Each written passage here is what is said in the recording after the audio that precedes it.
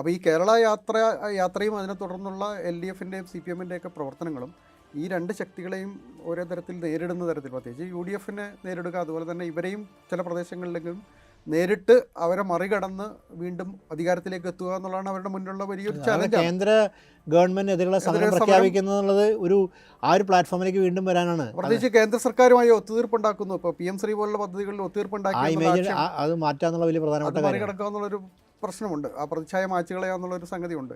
അപ്പോൾ അത്തരം ചില ലക്ഷ്യങ്ങൾ കൂടെ ഇതിലുണ്ട്. യോഗി ആദിത്യനാഥിൻ്റെ ഗവൺമെൻറ് ചെയ്യുന്നത് ഒരു ഐഡിയോളജിയുടെ ഭാഗമാണ്. ആ ഐഡിയോളജി സിദ്ധരാമയ്യക്ക് ഇല്ല. അത് വംശീയമായ ഒരു ആക്രമണമാണ്. അത് മാത്രമല്ല, ബുൾഡോസർ ഉപയോഗിക്കുന്നത് വളരെ കൃത്യമായിട്ട് ടാർഗറ്റ് ചെയ്തുകൊണ്ട് പൗരത്വത്തിന് ചോദ്യം ചെയ്യുന്നതാണ്. ഇവിടെ ഇങ്ങനെയാണെന്ന് എനിക്ക് തോന്നില്ല. കാര്യം സിദ്ധരാമയ്യയുടെയും അവിടുത്തെ പ്രത്യേക മുഖ്യമന്ത്രിക്ക് അങ്ങനെ ഐഡിയോളജി ഇല്ലാത്ത മുഖ്യമന്ത്രിയാണ്. ഇപ്പോഴും നമ്മുടെ സാംസ്കാരിക മന്ത്രി വെള്ളാപ്പള്ളി സാറിനുകൊണ്ട് വളരെ പ്രകീർത്തിച്ചുകൊണ്ട് പറയുന്നത് അതൊക്കെ തന്നെ ഒരു തരം തിരുത്തേണ്ട സ്ഥലത്ത് വേറൊരു പേര് കിടക്കുന്നുണ്ട്. പിണറായി വിജയൻ തന്നെ പറഞ്ഞ കേരള തൊഗാഡിയ എന്നുള്ളൊരു അതിന് ഒരു കാലത്ത് പറഞ്ഞിട്ടുണ്ട്. ഇത് പറയാൻ മടിയുള്ള ആളല്ല നമ്മുടെ ബഹുമാനയുടെ മുഖ്യമന്ത്രി. തിരുത്തേണ്ട സ്ഥലത്ത് തിരുത്താൻ ഒരു മടിയും കാണിക്കാത്ത ആളാണ്.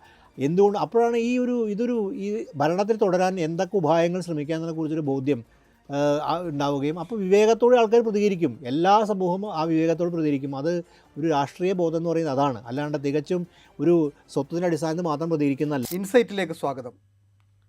തദ്ദേശ ഭരണ തെരഞ്ഞെടുപ്പിന് ശേഷം കേരളത്തിലെ മുന്നണികൾ നിയമസഭാ തെരഞ്ഞെടുപ്പിന് ഒരുങ്ങുകയാണ്. LDF ആണ് ആദ്യം രംഗത്ത് വന്നിരിക്കുന്നത്. ഫെബ്രുവരിയിൽ ഒരു കേരള യാത്ര നടത്തുമെന്ന ധാരണ ഉണ്ടായിക്കഴിഞ്ഞിട്ടുണ്ട്. അടുത്ത LDF യോഗത്തിൽ ഈ യാത്രയുടെ തീയതി നിശ്ചയിക്കപ്പെടും. അതോടൊപ്പം തന്നെ ജനുവരി 12-ന് കേന്ദ്ര സർക്കാരിൻ്റെ അവഗണനയ്ക്കെതിരായ കേന്ദ്രവിരുദ്ധ സമരവും അവർ പ്രഖ്യാപിച്ചിട്ടുണ്ട്. UDF-ഉം സ്വാഭാവികമായി തെരഞ്ഞെടുപ്പിന് മുമ്പായി കേരള യാത്രകൾ തുടങ്ങുമെന്ന് ഉറപ്പാണ്. LDF-ൻ്റെ കേരള യാത്ര ലക്ഷ്യമിടുന്നത് കഴിഞ്ഞ തദ്ദേശ ഭരണ തെരഞ്ഞെടുപ്പിലുണ്ടായ ക്ഷീണം തിരിച്ചടി മറികടന്നുകൊണ്ട് സർക്കാരിൻ്റെ ക്ഷേമപ്രവർത്തനങ്ങളും സർക്കാരിൻ്റെ ജനകീയമായ പ്രവർത്തനങ്ങളുമൊക്കെ ജനങ്ങൾക്കിടയിൽ പ്രചരിപ്പിക്കുകയും ജനങ്ങളുമായിട്ടുള്ള കൂടുതൽ അടുപ്പമുണ്ടാക്കുകയുമാണ്. അങ്ങനെ ഒരു മൂന്നാം പിണറായി സർക്കാർ അഥവാ LDF സർക്കാർ യാഥാർത്ഥ്യമാക്കാൻ ശ്രമിക്കുമോ എന്നാണ് അവർ ശ്രമിക്കുന്നത്.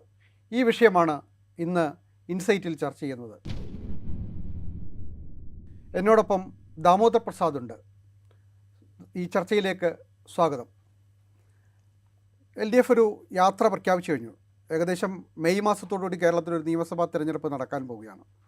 തദ്ദേശ ഭരണ തെരഞ്ഞെടുപ്പിൻ്റെ ഫലങ്ങൾ നമ്മൾ നേരത്തെ ചർച്ച ചെയ്തതാണ്. എങ്ങനെയാണ് ഇനിയിപ്പോൾ ഈ കേരള യാത്ര ഇപ്പോൾ നിയമസഭാ തെരഞ്ഞെടുപ്പിനും മറ്റ് തെരഞ്ഞെടുപ്പുകൾക്ക് മുമ്പൊക്കെയായി പലപ്പോഴും യാത്രകൾ കേരളത്തിൽ നിത്യാനുഭവമാണ്. തിരുവനന്തപുരത്ത് നിന്ന് കാസർഗോട്ടേക്കോ അല്ലെങ്കിൽ കാസർഗോട്ട് നിന്ന് തിരുവനന്തപുരത്തേക്കോ ഉള്ള യാത്രകളും. ഇപ്പം LDF ആദ്യമായി ഒരു യാത്ര പ്രഖ്യാപിച്ചു കഴിഞ്ഞിരിക്കുകയാണ്. സർക്കാരിൻ്റെ ഭരണ നേട്ടങ്ങൾ പ്രചരിപ്പിക്കുക, അതുപോലെ തന്നെ ജനക്ഷേമ പ്രവർത്തനങ്ങൾ ജനങ്ങളിലെത്തിക്കുക, ഇതൊക്കെയാണ് അതിൻ്റെ ലക്ഷ്യം. ഈ മൂന്നാം പിണറായി സർക്കാർ എന്നുള്ളതാണ്, അല്ലെങ്കിൽ LDF സർക്കാർ എന്നതാണ് അവരുടെ ലക്ഷ്യം.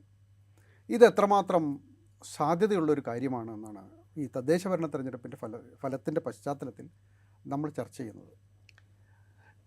LDF സർക്കാർ എന്നല്ല, പിണറായി സർക്കാർ തന്നെ, മൂന്നാം പിണറായി സർക്കാരിന് വേണ്ടിയുള്ള പ്രയത്നങ്ങളാണ് ആരംഭിച്ചിട്ടുള്ളത്. തദ്ദേശ സ്വയംഭരണ തെരഞ്ഞെടുപ്പിൽ ഒരു അനുകൂലമായിട്ട് ക്ഷേമ പെൻഷനൊക്കെ നൽകിയതിന് അനുകൂലമായിട്ടുള്ളൊരു വിധി ഉണ്ടാവുമെന്ന് പ്രതീക്ഷിച്ചിരുന്നു. പക്ഷേ അതിന് വിരുദ്ധമായിട്ടുള്ളൊരു വിധിയാണ് ഉണ്ടായത്. CPM-ൻ്റെ തെരഞ്ഞെടുപ്പ് വിലയിരുത്തലിലേക്ക് കടന്നിരിക്കുകയാണ്. മാധ്യമങ്ങളിൽ നിന്ന് വാർത്ത അനുസരിച്ച്, അത് ഔദ്യോഗികമായിട്ട് അവർ പുറത്തുവിട്ട വാർത്തയില്ലെങ്കിലും മാധ്യമങ്ങളിൽ നിന്ന് ഒരു വാർത്ത അനുസരിച്ച് മനസ്സിലാക്കുന്ന കാര്യം ശബരിമല വിഷയം ബാധിച്ചു, അതുപോലെ തന്നെ ശബരിമലയിൽ പ്രതികളായവർക്ക് നടപടിയെടുത്തില്ല എന്നത് ബാധിച്ചു, എന്നാൽ ഭരണവിരുദ്ധ വികാരമില്ല എന്നൊരു അനുമാനത്തിലേക്കാണ് പോയിട്ടുള്ളത്. ആ അനുമാനത്തിലേക്ക് പോകുമ്പോൾ തന്നെ പ്രശ്നമുണ്ട്. കാര്യം തീർച്ചയായിട്ടും ഒരു കമ്മ്യൂണിസ്റ്റ് പാർട്ടിയെ സംബന്ധിച്ചിടത്തോളം, അല്ലെങ്കിൽ ഏത് പാർട്ടി സമയം ജനങ്ങൾക്കൊരു വിശദീകരണം കൊടുക്കുക എന്നുള്ളത്.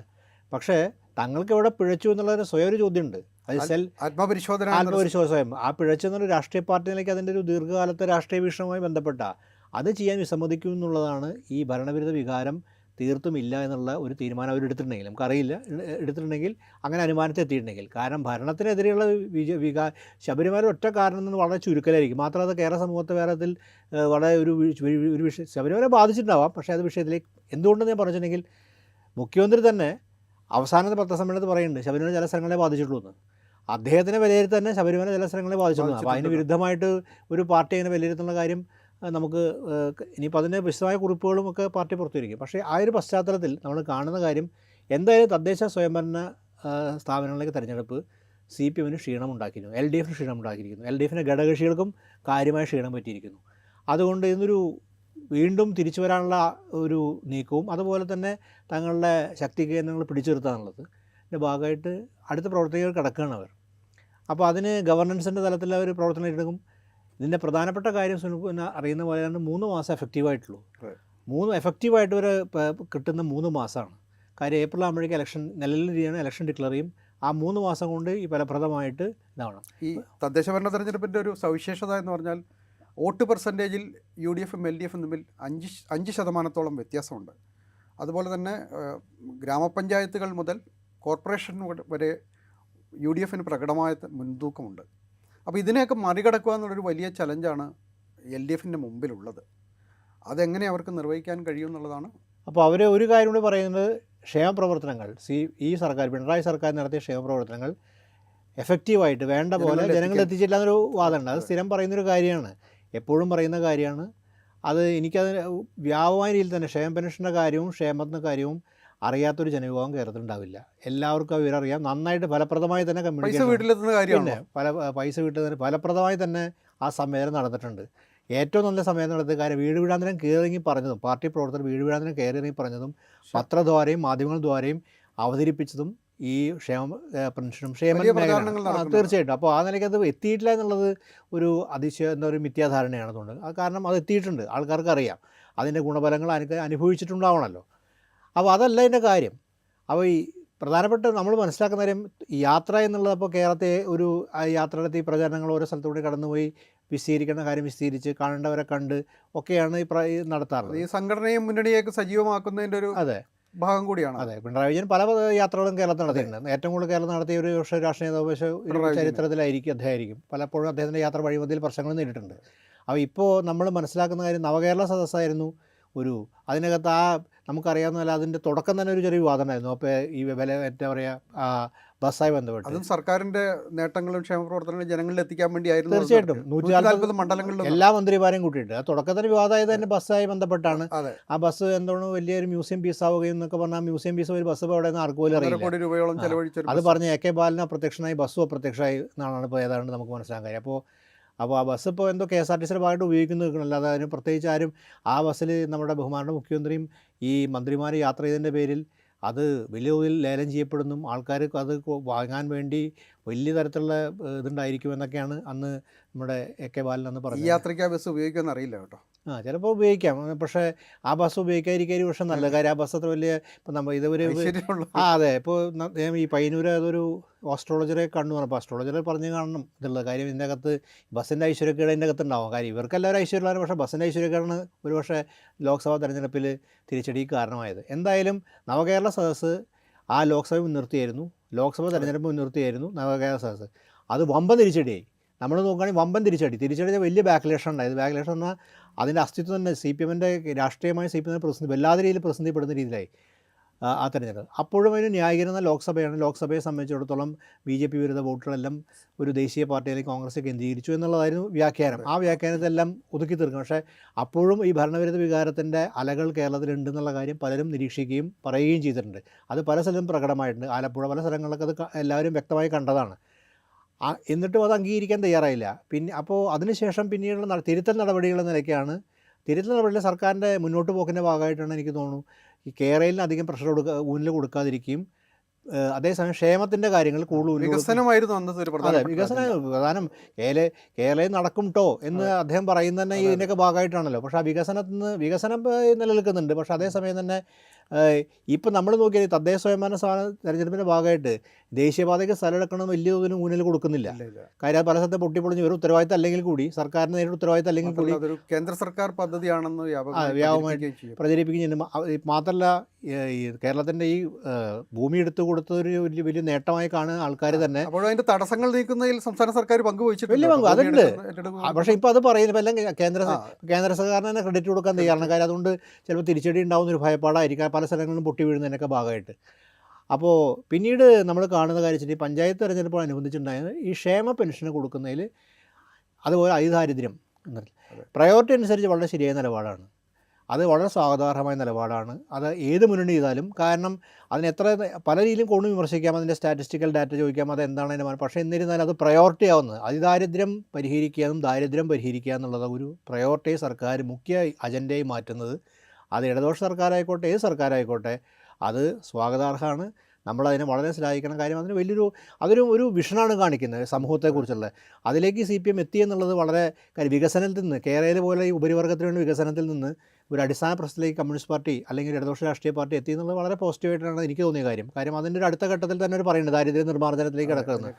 അത് വളരെ നല്ല കാര്യമാണ്. അത് അംഗീകരിക്കണം എന്ന് തന്നെയാണ്. ഒരുപക്ഷെ ഈ കോൺഗ്രസിനും അത്ര ഒരു വെൽഫെയർ സ്കീമുണ്ട്. കാര്യം രാഹുൽ ഗാന്ധി കഴിഞ്ഞ ലോക്സഭയിൽ ബന്ധപ്പെട്ട ഇത്തരം വെൽഫെയർ സ്കീം കൊണ്ടുവന്നിട്ടുണ്ട്. ന്യായ് പദ്ധതി കൊണ്ട് അവർക്കും ഇതുപോലെ വലിയ വിപുലമായ 7,000 രൂപ വീടുകളിൽ എത്തിച്ചു കൊടുക്കുക എന്നുള്ളൊരു ഇതായിരുന്നു. പിന്നെ കേന്ദ്രവിരുദ്ധ സമരമാണ് സുനിൽ പറഞ്ഞ കാര്യം. തീർച്ചയായിട്ടും ഇപ്പോൾ കേരളത്തിൻ്റെ വലിയ തോതിൽ കേരളത്തിൽ ഒരുപാട് ഗുണഭോക്താക്കളും കേരളത്തിൻ്റെ അനുഭവത്തിലുള്ളതാണ് നമ്മുടെ തൊഴിലുറപ്പ് പദ്ധതിയെ ബന്ധപ്പെട്ട നേട്ടം. അടിസ്ഥാന ജനവിഭാഗത്തിന് വലിയ നേട്ടം ഉണ്ടാക്കിയതാണ്.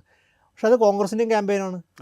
തീർച്ചയായും ഇടതുപക്ഷം പിന്തുണച്ച കാലത്താണ് അത് വന്നിരുന്നെങ്കിൽ കൂടി ഇടതുപക്ഷത്തിന് ക്ലെയിം ഉണ്ട്. അവരുടെ സർക്കാരാണ് നടപ്പാക്കിയത്. പക്ഷേ ഇടതുപക്ഷ ക്ലെയിം ഉണ്ട്. കാര്യം തീർച്ചയായിട്ടും ഇടതുപക്ഷം ആ കാലത്ത് ഇടതുപക്ഷം പിന്തുണച്ച ഗവൺമെൻറ് സമയത്ത് ഒരു ഇടതുപക്ഷ സ്വഭാവമുള്ള ഗവൺമെൻറ് കൂടിയായിരുന്നു അത്. അതിനുമാണ്. പക്ഷേ കോൺഗ്രസിന് ക്ലെയിമുള്ള കാര്യം കോൺഗ്രസിന് ശക്തമായിട്ട് ഇപ്പം നിൽക്കുന്നുണ്ട്. അപ്പോൾ അതുകൊണ്ട് അത് കോൺഗ്രസ് ഉന്നയിക്കാൻ പോണ വിഷയമാണ്. തെരഞ്ഞെടുപ്പിൽ കോൺഗ്രസും അത് പ്രധാനപ്പെട്ട വിഷയം ഉന്നയിക്കും. പക്ഷേ അതേസമയം തന്നെ കേരളത്തിന് അർഹമായ വിഹിതം കിട്ടിയില്ലെന്നൊരു വാദം കുറച്ച് കാലമായിട്ടുണ്ട് സമൂഹത്തിൽ. ഇപ്പോൾ വയനാട് പ്രത്യക്ഷ ഉദാഹരണമാണ്. അത് കേരളത്തിലെ ആൾക്കാർക്ക് മനസ്സിലായിട്ടുള്ളതാണ്, കേരളത്തിലെ അനുഭവത്തിലുള്ളതാണ്. ആ ഒരു ക്യാമ്പയിൻ പ്രധാനമായിട്ട് ഉയർത്തിക്കൊണ്ടുവരുന്ന സാധ്യതയുണ്ട്. പക്ഷേ പ്രധാനപ്പെട്ട കാര്യം അപ്പോഴും നോക്കുമ്പോൾ ഗവർണൻസ് തലത്തിൽ സർക്കാരിൻ്റെ കാര്യങ്ങൾ വിലയിരുത്തപ്പെടുന്നുണ്ട്. ആ കാര്യത്തിൽ ഇത് എത്ര ക്ഷേമ പെൻഷൻ്റെ കാര്യം പറയുമ്പോഴും കേന്ദ്രത്തിൻ്റെ ഈ അർഹതപ്പെട്ട വിഹിതം കൊടുക്കാതിൻ്റെ കാര്യം പറയുമ്പോഴും ഗവർണൻസ് നിലയിൽ ഇപ്പോൾ ആഭ്യന്തര വകുപ്പിൻ്റെ പല കാര്യങ്ങളും നമ്മൾ പലതും കണ്ടു. ആഭ്യന്തര വകുപ്പുമായി ബന്ധപ്പെട്ട് ഈ പോലീസിൻ്റെ അതിക്രമങ്ങൾ നമ്മൾ കണ്ടതാണ്. അത് പല ഘട്ടങ്ങളിലും ഇതുപോലെ ഈ യാത്ര തന്നെ ചിലപ്പോൾ ഒരുപക്ഷെ യാത്ര അങ്ങേറ്റം മാധ്യമവൽകൃത ലോകമാണ്. മാധ്യമങ്ങൾ ഓരോ നിമിഷവും ഒപ്പിയെടുക്കാൻ നോക്കുകയാണ്. അപ്പോൾ ഈ വരുന്ന പലപ്പോഴും ഇടതുപക്ഷ നേതാക്കൾക്ക് അത് അറിയാഞ്ഞിട്ടല്ല, ഒരു ചാനൽ സ്വന്തം നടത്തുന്ന ഒരു പ്രസ്ഥാനമാണല്ലോ. പക്ഷേ ഇത്രയും സൂക്ഷ്മിച്ചാണ് മാധ്യമങ്ങളെ സംബന്ധിച്ചിട്ട് ബ്രേക്കിംഗ് ന്യൂസ് പ്രധാനപ്പെട്ട കാര്യം. അപ്പോൾ ഈ യാത്ര വിവാദമാണ് അതിൻ്റെ അകത്ത് പ്രധാനപ്പെട്ട കാര്യം. അപ്പോൾ കഴിഞ്ഞ തവണ ജീവൻ രക്ഷ കാര്യങ്ങൾ പോലും വിവാദമായി. അതെ, ഒരുപക്ഷെ അതിനുള്ള ഈ സമരത്തോടുള്ള കറുത്ത കൊടി കാണിക്കലും കറുത്ത തുണിയിട്ട ആൾക്കാർ ഒഴിവാക്കുന്നതും പിന്നെ ജീവൻ രക്ഷാ പ്രവർത്തനമൊക്കെ വലിയ വിവാദമാകുകയും ഞാൻ മനസ്സിലാക്കുന്നതനുസരിച്ചിട്ട് പൊതുജനങ്ങളുടെ ഇടയിൽ അത് ഒരു സർക്കാരിനെ കുറിച്ച് വളരെ ഒരു മോശം ഇമേജാണ് നൽകിയത്. കാര്യം ആ ദൃശ്യങ്ങൾ മാധ്യമങ്ങൾ കാണിക്കുന്നുണ്ട്. ഒരു മുഖ്യമന്ത്രിയുടെ കൂടെ തന്നെ ഉദ്യോഗസ്ഥൻ വന്ന് തലടിച്ച് പൊളിക്കുന്ന ദൃശ്യം കാണിക്കുമ്പോൾ അത് ഒരിക്കലും കേരളത്തിൽ ഒരു സാധാരണ അങ്ങേറ്റ വിധേയത്തിൽ തലയടിച്ച് പൊളിച്ചതല്ല പ്രശ്നമായി മാറിയത്. അത് ജീവൻ രക്ഷാ ദൗത്യമായി അതിനെ മുഖ്യമന്ത്രി തന്നെ പരിഹാസത്തോട് ചിത്രീകരിച്ചു. അതിനോട് ഒരു വിമർശനാത്മക നിലപാടെടുക്കുകയോ അത് അന്വേഷിക്കുക എന്ന് പറഞ്ഞതിന് പകരം അതിന് ന്യായീകരിക്കുകയും പരിഹസിക്കുകയും പുച്ഛിക്കുകയും ചെയ്തു. അത് കേരളത്തിലെ ആൾക്കാർ കേരള ജനങ്ങൾ സ്വീകരിക്കുമെന്ന് എനിക്ക് തോന്നുന്നില്ല. കേരളത്തിലെ ജനങ്ങൾക്ക് ഇത്തരം കാര്യങ്ങളോടൊക്കെ വളരെ അടിയന്തരാവസ്ഥ മുതൽ കേരള ജനങ്ങൾ അടിയന്തരാവസ്ഥയ്ക്ക് ശേഷം വോട്ട് ചെയ്യുന്ന പറഞ്ഞാലും പിന്നീടുള്ള കാലത്തൊക്കെ നമ്മൾ കാണുന്ന ഇത്തരം കാര്യങ്ങളൊക്കെ വളരെ സെൻസിറ്റീവായി പ്രതികരിക്കുന്ന ഒരു സമൂഹം കേരളത്തിലുണ്ട്. അപ്പോൾ അത് മറ്റ് സംസ്ഥാനങ്ങൾ വ്യത്യസ്തമാണ്. അപ്പോൾ അത് സ്വീകാര്യമായിരുന്ന കാര്യമില്ല. അതുപോലെ കാര്യങ്ങൾ ഇനിയും ഇതിൻ്റെ അകത്ത് യാത്രയിൽ ഉണ്ടാവാനുള്ള സാധ്യത എനിക്കറിയില്ല. യാത്രയ്ക്കും ഒരു പ്രശ്നമായി മാറാനുള്ള ഒരു സാധ്യത ഈ ശബരിമല വിഷയം UDF BJP കൈയൊഴിഞ്ഞിട്ടില്ല. അതിപ്പോഴും സജീവമായി നിൽക്കുന്നൊരു വിഷയം തന്നെയാണ്. അടുത്ത നിയമസഭാ തെരഞ്ഞെടുപ്പിലും അത് തുടരാൻ തന്നെയാണ് സാധ്യത. അതിന് മേൽ കൃത്യമായ നടപടികൾ ഉണ്ടായില്ല എങ്കിൽ, കോടതി ആ ഫയൽ ക്ലോസ് ചെയ്യാൻ കഴിഞ്ഞില്ല എങ്കിൽ, അന്വേഷണത്തെക്കുറിച്ച് ഏതെങ്കിലും മോശമായ കമൻറ്റുകളൊക്കെ കോടതി ഇടയ്ക്ക് പറഞ്ഞാൽ ആ വിഷയം വീണ്ടും UDF BJP അത് പ്രചരണ ആയുധമായി മാറ്റും. അപ്പോൾ ഈ ശബരിമല ഇഷ്യൂ വെച്ചിട്ട് വേണമെങ്കിൽ സമരങ്ങളോ ക്യാമ്പയിനുകളോ ഈ യാത്രയ്ക്കിടയിൽ തന്നെ ഉണ്ടാകാനുള്ള സാധ്യതകൾ ഇപ്പം നിലവിലുണ്ട്. ശബരിമല ഈ വിഷയത്തിൻ്റെ ഏറ്റവും സവിശേഷത എനിക്ക് തോന്നുന്നു കോടതി നിരീക്ഷണത്തിലാണ് ഈ അന്വേഷണം നടക്കുന്നതാണ്. അല്ലാതെ ഒരു പക്ഷേ CBI ആയിരുന്നു. ഇപ്പോൾ CBI ക്ഷണിച്ചു വരുന്നത് CBI ആയിരുന്നെങ്കിലും ഇപ്പോൾ ED വരുന്നതന്നെ അത് ഇതിനെ അന്വേഷണം ദോഷം ചെയ്യാൻ സാധ്യത കൂടുതലാണ് എനിക്ക് തോന്നുന്നത്. അതേപോലെ SIT കോടതി നിരീക്ഷണം അല്ലായിരുന്നെങ്കിലും ഈ കേസിൻ്റെ ഗതി ആവുമായിരുന്നില്ല. പക്ഷേ കോടതി നിരീക്ഷണം എന്നുള്ളത് പ്രധാനം. കോടതി നിരീക്ഷണം എന്നെങ്കിൽ ജാമ്യത്തിന് അപേക്ഷിക്കുന്ന ജഡ്ജിയും അതിൻ്റെ പുറത്ത് ഒരു നിരീക്ഷണം നടത്തുന്നുണ്ട്. അപ്പോൾ വളരെ സൂക്ഷ്മ നിരീക്ഷണത്തിലാണ് കാര്യം നടക്കുന്നത്. മാത്രമല്ല അതിൻ്റെ അകത്തൊരു പൊതു പ്രശ്നം കൂടിയുണ്ട്. കാര്യം ഒരു ആചാര പ്രശ്നം ഒന്നുമല്ല അതിൻ്റെ അകത്ത്. അതിൻ്റെ അകത്ത് ഒരു കവർച്ചയുടെ പ്രശ്നം, വലിയ കവർച്ച പ്രശ്നമാണ് അതിൻ്റെ അകത്ത്. പിന്നെ പക്ഷേ ജനങ്ങളെ സംബന്ധിച്ച് അത് വളരെ സെൻസിറ്റീവായ ഒരു വിഷയമാണ്. ഒരു പ്രധാനപ്പെട്ട ഒരു ആരാധനാലയത്തിൻ്റെ സ്വർണ്ണമാണ് കവർച്ച ചെയ്യപ്പെട്ടത്. വലിയ സെൻസിറ്റീവ് ഇഷ്യൂ ആണ്. അതിപ്പോൾ പക്ഷേ അത് എനിക്ക് തോന്നുന്ന കാര്യം നമ്മളൊരു വ്യത്യാസം കാണാം. അപ്പോൾ ആചാരലംഘനം തുടങ്ങിയ വിഷയങ്ങൾ ഒരു കാലത്ത് പ്രധാനപ്പെട്ട അതിൽ നിന്ന് വളരെ വ്യത്യാസമാണ്. കാര്യം ഒരുപക്ഷെ ഡിവൈനായിട്ടുള്ള കാര്യത്തോടുള്ള ജനങ്ങളുടെ പ്രതികരണം തന്നെയാണ്. കാര്യം എല്ലാ സമൂഹത്തിലും അത് പ്രധാനപ്പെട്ട കാര്യം തന്നെയാണ്. അതുകൊണ്ട് ശബരിമല ഒരു പൊതു സവിശേഷതയുണ്ട്. അതിൻ്റെ അകത്ത് ഇത് അവിടുന്ന് സ്വർണം കൊണ്ടുപോവുക, അത് വിൽക്കുക, അല്ലെങ്കിൽ വിദേശ മാർക്കറ്റിലേക്ക് കടത്തുക. അവിടുത്തെ ഇന്നിപ്പോൾ നമ്മൾ കേൾക്കുന്ന ഊഹാപോഹങ്ങളുണ്ട്. ഇതൊക്കെ എത്ര കാര്യം വിഗ്രഹം തന്നെ അവിടെ നിന്ന് മോഷ്ടിക്കപ്പെട്ടു എന്നുള്ള ഇതുണ്ട്. ഇതൊക്കെ ഒരുപക്ഷെ എന്താ പറയുക, ഇത് കൺവിൻസ് ചെയ്യാൻ ജനങ്ങളല്ലാതെ കൺവിൻസ് ചെയ്യാൻ പോലും പറ്റാത്ത സ്ഥിതി. കാര്യം രണ്ടുപേര് ഇതിൻ്റെ അകത്ത് പ്രതിയായിട്ടുള്ളതും ഇപ്പോൾ ഇന്ന് അറസ്റ്റ് ചെയ്യപ്പെട്ട ആൾക്കാരും ഈ സംഘടന CPM-നോടും CPI-യോടൊക്കെ ചേർന്ന് നിൽക്കുന്ന ആൾക്കാരാണ് അറസ്റ്റ് ചെയ്യപ്പെട്ടിട്ടുള്ളത്. അപ്പോൾ അതൊക്കെ ഒരു എന്താ പൊതുവെ ഈ തെരഞ്ഞെടുപ്പിൽ തന്നെ CPM വിലയിരുത്തിയ പോലെ തന്നെ ജനങ്ങളുടെ മനസ്സ് വലിയ ഗൗരവമായിട്ടുള്ള വിഷയം വരുന്നതാണ്. അതുണ്ടായിരിക്കാം. അതുപോലെ തന്നെ പല ഇങ്ങനെയുള്ള അത് ഈ 3 മാസം ലൈവായി നിൽക്കാനുള്ള സാധ്യതയുള്ള വിഷയമാണ്. അതെങ്ങനെ ഉരുതിരിയെന്ന് എനിക്കല്ല, പക്ഷേ തെരഞ്ഞെടുപ്പിനെ സംബന്ധിച്ചിടത്തോളം നിർണായകമാവും. കാര്യം 3 മാസം അതുണ്ട്. അപ്പോൾ അതിനെ അന്വേഷണത്തിലൊരു ഘട്ടം ഘട്ടമായിട്ടുള്ളതാണ് അറസ്റ്റ് ചെയ്യപ്പെടുന്നതൊക്കെ സംഭവിച്ചുകൊണ്ടിരിക്കുന്നത്. അതെ അതെ. അപ്പോൾ അത് എത്രമാത്രം ആ പ്രോസസ്സ് നീളും എന്ന് പറയാൻ കഴിയില്ല. അപ്പോൾ അതിനെ പുറത്ത് ഉള്ളൊരു നെഗറ്റീവ് ഉണ്ട്. ആ നെഗറ്റീവ് പലതരം നിയന്ത്രിക്കാൻ അതാണ് സോണിയാഗാന്ധിയുടെ ഒരു കൊണ്ടുവന്ന നെഗറ്റീവ്. മുഖ്യമന്ത്രി തന്നെ നേരിട്ട് സാധാരണ മുഖ്യമന്ത്രി എത്ര കാര്യങ്ങൾ പറയുമ്പോൾ ഇതായിട്ട് പറയാം. പക്ഷേ ഒരു പാർട്ടി സെക്രട്ടറി ഒരു കാര്യം ശ്രദ്ധിച്ചാൽ പക്ഷേ തീർച്ചയായും ശ്രദ്ധിച്ചിട്ടുണ്ടാകും. ഈ തദ്ദേശ സ്വയംഭരണ സ്ഥാപനം തെരഞ്ഞെടുത്ത ശേഷം പാർട്ടി സെക്രട്ടറി കുറച്ച് പിന്നിലാണ്. ഇപ്പോൾ നേരിട്ട് മുഖ്യമന്ത്രി തന്നെയാണ് കാര്യം ലീഡ് ചെയ്യുന്നത്. കാര്യം പാർട്ടി സെക്രട്ടറിയുടെ ഒരു ഔദ്യോഗിക പൊതുസമ്മേളനമൊക്കെ നമ്മൾ കുറച്ച് കാലമായിട്ട് കണ്ടു. അല്ലെങ്കിൽ സ്ഥിരമായ പൊതുസമ്മേളനം വിളിക്കുന്ന അദ്ദേഹം വലിയ പൊതുസമ്മേളനമൊന്നും വിളിക്കുന്നില്ല. അദ്ദേഹത്തിൻ്റെ കമ്മ്യൂണിക്കേഷൻ വേണ്ട പോലെ എഫക്റ്റീവ് അല്ലാന്നൊരു തോന്നൽ എനിക്ക് തോന്നുന്നു പാർട്ടിക്ക് പ്രവർത്തകരുടെ ഇടയിൽ തന്നെ ഉണ്ടെന്ന് എനിക്ക് തോന്നുന്നു. എന്നാണ് ഞാൻ മനസ്സിലാക്കുന്നത്. കാരണം അദ്ദേഹത്തിൻ്റെ കമ്മ്യൂണിക്കേഷൻ പല രീതിയിലും എന്താ പറയുക, ആൾക്കാരെ പുറത്തുകൂടെ പോകുന്നു, അല്ലെങ്കിൽ ആൾക്കാർക്ക് മനസ്സിലാവത്തിൽ സങ്കീർണ്ണമാവുന്ന ഒരു യാഥാർത്ഥ്യം പറയുന്ന കാര്യങ്ങൾ മുഖ്യമന്ത്രി തിരുത്തുന്ന അവസ്ഥയുണ്ട്. കാര്യം മുഖ്യമന്ത്രി കുറച്ചുകൂടി സ്ഫുടവും വ്യക്തമായ കമ്മ്യൂണിക്കേഷൻ. അതിനോട് യോജിക്കാം. പക്ഷേ അതിനൊക്കെ ഒരു വ്യക്തതയോടെ പറയാം. കാര്യം ചോദ്യങ്ങൾ വ്യക്തതയോടെ പറയാൻ പറ്റാത്ത കാര്യം പറ്റില്ല എന്ന് പറയാറുണ്ട്. മറ്റേത് കുറച്ചും കൂടി വേറെ രീതിയിൽ പറയാൻ ശ്രമിച്ചിട്ട് കൂടുതൽ സങ്കീർണ്ണമാക്കുകയും ആൾക്കാർക്ക് മനസ്സിലാക്കാൻ പറ്റുന്ന സ്ഥിതിയിലേക്കാണ് പലപ്പോഴും എത്താറുള്ളത്. ഇതിൽ ഈ നവകേരള സദസ്സിലും അതുപോലെ തന്നെ അതിനു മുമ്പ് MP ഗോവിന്ദൻ നടത്തിയ യാത്രയിലുമൊക്കെ പ്രധാനപ്പെട്ട വിഷയങ്ങൾ ഒന്ന് ഈ വികസനമായിരുന്നു, കേരള വികസനം. അതായത് അതിൽ സിൽവർ ലൈൻ അതിൽ പ്രധാനപ്പെട്ട ഒരു സംഗതിയായിരുന്നു. ഒരു കേരളത്തിലൊരു വലിയ വികസനം നടത്താൻ പോകുന്നു എന്നുള്ള ഒരു പ്രതീതി സൃഷ്ടിക്കുന്നതായിരുന്നു. നവകേരള സദസ്സിലും അതിൻ്റെ ഒരു ഇതുണ്ടായിരുന്നു. അതോടൊപ്പം തന്നെ ഈ സാമൂഹ്യ സുരക്ഷാ പദ്ധതികളും ആണ് ഉണ്ടായിരുന്നത്. ഇപ്പോൾ ഈ അടുത്ത തെരഞ്ഞെടുപ്പ് ഈ ഇതിലെ യാത്രയിലേക്ക് വരുമ്പോൾ വികസനം എന്നുള്ളത് പിന്നോട്ട് പോകുന്നുണ്ടോ എന്നുള്ളൊരു സംശയമുണ്ട്. അത് കേരളത്തിൻ്റെ ഒരു സാമ്പത്തിക പ്രതിസന്ധി അതിൻ്റെ ഒരു കാരണമാണോ, അല്ലെങ്കിൽ ഇവർ മുന്നോട്ട് വയ്ക്കുന്ന വൻകിട പദ്ധതികൾ പ്രായോഗികമാകുന്നില്ല എന്നൊരു തോന്നലിൽ നിന്നാണോ അങ്ങനെ ഒരു സംഗതി? അല്ല, ഈ വൻകിട പദ്ധതികളുടെ അപ്രായോഗികതയെ കുറിച്ചിട്ട് അവർ ആലോചിക്കേണ്ടതുണ്ട്. അത് ഭൂമി ഏറ്റെടുക്കുന്നതിന് വേണ്ടിയുള്ള സാമ്പത്തിക ചിലവ്, അതിൻ്റെ ഹോൾ പ്രോസസ്സ് തന്നെ വലിയ ചിലവുള്ളതാണ്. അപ്പോൾ അതിനുവേണ്ടി നമ്മൾ വിദേശ ലോണുകളാണ് ഡിപ്പെൻഡ് ചെയ്യുന്നത്. അതുമായി ബന്ധപ്പെട്ട് അതൊരു വിദേശ ലോൺ ഡിപ്പെൻഡ് ചെയ്യും. അതുമായി ബന്ധപ്പെട്ട് ഒരുപാട് കരാറിൽ ഏർപ്പെടുമ്പോൾ അവർ പറയുന്ന പല നിബന്ധനകളും പാലിക്കാൻ സംസ്ഥാന സർക്കാർ ബാധിച്ച ഇതൊക്കെ പൊതുസമൂഹത്തിൽ ചർച്ചയ്ക്ക് വരുന്ന ഒരു പക്ഷേ സർക്കാരിന് ഗുണം ചെയ്യണമെന്നില്ല. അപ്പോൾ ഈ അതേസമയം വികസനത്തിൻ്റെ ഈ രാഷ്ട്രീയം ഈ അതിദാരിദ്ര്യമായി കരുതി അതും വികസനം തന്നെ വികസന പ്രക്രിയ തന്നെയായിട്ട് കാണേണ്ടതാണ്. അതിലേക്ക് ഫോക്കസ് ചെയ്യുമ്പോൾ അത് ഇടതുപക്ഷത്തിൻ്റെ പ്രയോറിറ്റി ഏരിയയാണ്. അത് ഇടതുപക്ഷ കാഡേഴ്സിനെ നിലനിർത്താൻ പറ്റും. രണ്ടാമത്തെ കാര്യം വളരെ പോസിറ്റീവ് സ്റ്റെപ്പിൻ്റെ അകത്ത് ഈ അതിദാരിദ്ര്യം നിർമ്മാർജ്ജനം എന്നുള്ള സംഭവം അതിൻ്റെ ഒരു ഇത് മാറ്റിവെച്ചാൽ വേറൊരു ചിത്രം പറയാൻ വേണ്ടിയിട്ടാണ് ഞാൻ പറഞ്ഞത്. ഇപ്പോൾ കൽപ്പറ്റ മുനിസിപ്പാലിറ്റിയുടെ ചെയർമാനായി തിരഞ്ഞെടുക്കപ്പെട്ട ആളുടെ ആ വീടിൻ്റെ അവസ്ഥ കഴിഞ്ഞ ദിവസം മാധ്യമങ്ങളിലൊക്കെ വരികയുണ്ടായി. ഇങ്ങനെ ഈ അതിദാരിദ്ര്യത്തിൻ്റെ ആ പട്ടികയിൽപ്പെടാത്ത വലിയൊരു വിഭാഗം ആദിവാസികളും ദരിദ്ര ചേരികളിലൊക്കെ കഴിയുന്ന ആളുകൾ കേരളത്തിൽ ഇപ്പോഴും ഉണ്ടെന്നാണ്. ഒരു മുനിസിപ്പൽ ചെയർമാനായി വരുന്ന ഒരാളുടെ അവസ്ഥയാണ് ഒരു പണിയർ സമുദായത്തിൽ എന്നത് കാണിച്ചിരുന്നല്ലോ, പത്രങ്ങളിലും TV-ലൊക്കെ കണ്ടിരുന്നു. അത് വലിയൊരു ഗൗരവമായ വിഷയം തന്നെയാണ്. കാര്യം ഈ അതിദാരിദ്ര്യം അവസാനിപ്പിക്കുന്നു എന്ന് പറയുന്ന സമയത്തും സമൂഹത്തിൽ ഒരു ഉയർന്ന പ്രധാനപ്പെട്ട കാര്യം ഭൂരഹിതരായിട്ടുള്ള ആൾക്കാർ, ആദിവാസികൾ, ദളിത് വിഭാഗങ്ങൾ, ഈ വിഭാഗങ്ങൾ അനുഭവിക്കുന്ന രാഷ്ട്രീയ പ്രവർത്തകനായി ഇത്രയും കാലം ഒരാളാണ്. അതെ, ഈ ഭൂരാഹിത്യം അതുപോലെ തന്നെയുള്ള വിഷയങ്ങൾ ഇതിനോട് പക്ഷേ ഇന്നൊക്കെ തീർച്ചയായിട്ടും എനിക്ക് തോന്നുന്നു ഇതിനൊക്കെ ഒരു അനുകൂല ഈ സമീപനത്തിൽ നിന്ന് വ്യത്യസ്ത സമീപനം എടുക്കാൻ ശ്രമിച്ചിരുന്നു ഈ സർക്കാർ. പക്ഷേ വീണ്ടും ഇവരെ പ്രയോറിറ്റി വൻകിട വികസനം ആവുന്നതോടെ ഇന്നൊക്കെ ഈ പ്രയോറിറ്റിയിൽ നിന്ന് മാറിപ്പോകുന്ന ഘട്ടമുണ്ട്.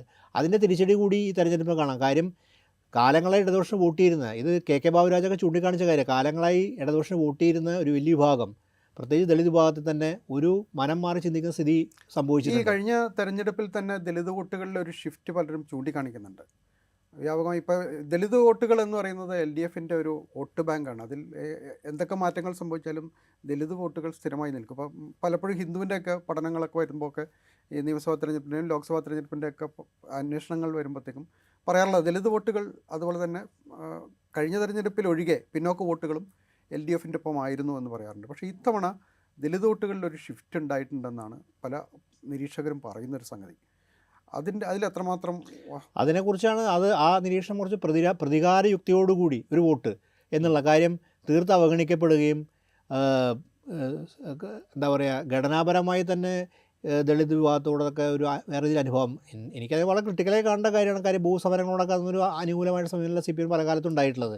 പക്ഷേ അതിന് മാറി തീർത്തും ഒരു അവഗണിക്കുന്ന സ്ഥലത്തേക്ക് മാറുന്നു എന്ന് പറയുന്നത് അനുഭവത്തിൽ വരുന്നതോടുകൂടി അതിനെതിരൊരു വളരെ ശക്തമായിട്ട് ഒരു എന്താ പറയുക പ്രതിഷേധം ഈ വോട്ടിംഗ് പാറ്റേണിൽ കാണാൻ പറ്റും എന്നുള്ള നിരീക്ഷണം എനിക്ക് ശരിയാണെന്ന് തോന്നുന്നു.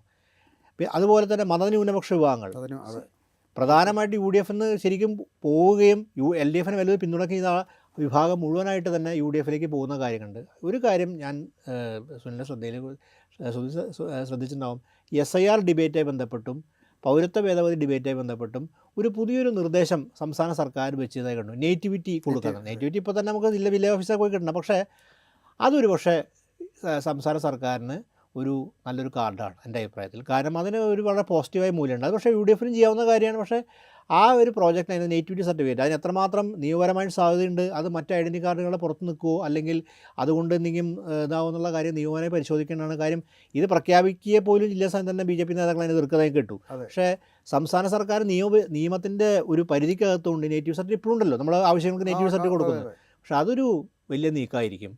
അതൊരു പ്രയോറിറ്റി ഏരിയ ആണെന്ന് എനിക്ക് തോന്നുന്നു. അതിനെ സംബന്ധിച്ച് അതൊരു ചിലപ്പോൾ ഒരുപക്ഷെ ഒരു സ്വീകാര്യത അക്രോസ് എല്ലാ വിഭാഗങ്ങളും സ്വീകാര്യത ഉണ്ടാക്കാനുള്ളൊരു സാധ്യതയുണ്ട്. UDFനും വലിയ എതിർപ്പുണ്ടാവാത്ത കാര്യം അല്ലെങ്കിൽ UDFനെ സ്വാഭാവികമായിട്ടും അനുകൂലിക്കേണ്ടി വരുന്നൊരു കാര്യം കൂടിയാണത്. മതന്യൂനപക്ഷ വോട്ടുകൾ വലിയ തോതിൽ UDFന് അനുകൂലമായി കൺസോൾട്ടേറ്റ് ചെയ്യുന്ന പാർട്ടിയും വിലയിരുത്തുന്ന ഒരു കാര്യമായിട്ടാണ് ഞാൻ മനസ്സിലാക്കുന്നത്. അതിനെ എങ്ങനെ മറികടക്കാമെന്നുള്ളതാണ് ഇപ്പം ആലോചനയുള്ളത്. അപ്പോൾ അതിൽ ഒരു പ്രധാനപ്പെട്ട ഒരു ഉദാഹരണം ഇപ്പോൾ ഈ കർണാടകത്തിൽ ബാംഗ്ലൂരിൽ നടന്ന ഈ വിഷയം, അതായത് ചേരി ഒഴിപ്പിക്കൽ എന്ന് പറയുന്ന വിഷയം വളരെ സജീവമായി കേരള മുഖ്യമന്ത്രി തന്നെ നേരിട്ട് ഏറ്റെടുത്തു. അതുപോലെ തന്നെ ഇപ്പോൾ DYFIയുടെ റഹീമിനെ പോലുള്ള ആളുകൾ അവിടെ സ്ഥലത്തെത്തുകയും അവർക്ക് അനുകൂലമായ നിലപാടെടുക്കുകയൊക്കെ ചെയ്തത്. രണ്ട് സംസ്ഥാനങ്ങൾ തമ്മിലൊരു തർക്കമായി അത് മാറിയെന്നുള്ള വേറെ കാര്യം. പക്ഷേ ഒരു ന്യൂനപക്ഷ വിഭാഗത്തെ തെരുവിലിറക്കി എന്നുള്ള വിഷയമായി അത് അവതരിപ്പിക്കാൻ കേരളത്തിൽ LDF ശ്രമിക്കുന്നുണ്ട്.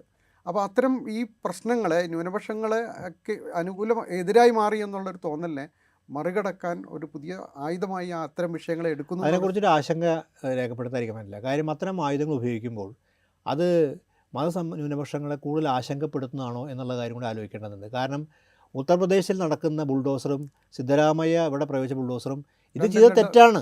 ഇത് ഒരു മനുഷ്യത്വരഹിതമായിട്ടുള്ള ബുൾഡോസർ ഈ വളരെ നിർധനരായ നിരാലംബരായ മനുഷ്യർക്ക് നേരെ അവിടെ താമസിച്ച ബഹുഭൂരിഷം മുസ്ലിം ജനവിഭാഗം തന്നെയാണെന്നുള്ള വസ്തുതയാണ്.